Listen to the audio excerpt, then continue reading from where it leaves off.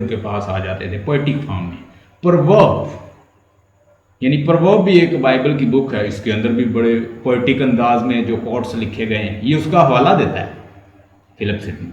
उसके बाद हिम जो है, हिम ऑफ मोजेस जो है, हिम ऑफ मोजेस, ये भी बाइबल के अंदर है।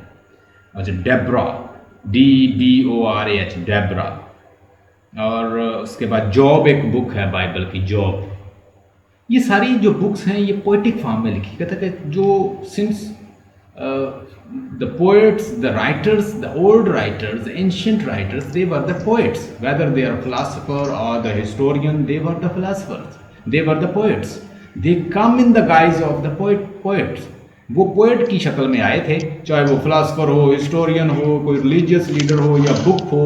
अर्लियर बुक्स जो हैं वो भी पोएट्री की शक्ल में है, वो कहता है।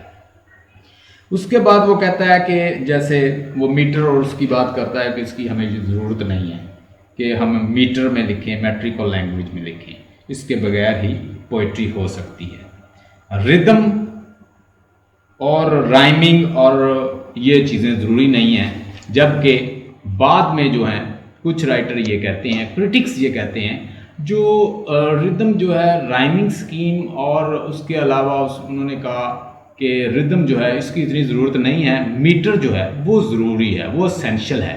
Meter is essential while just like a rhythm and rhyming scheme, it is not as necessary as meter। यानी मीटर जो है, मीटर क्या होता है, मीटर में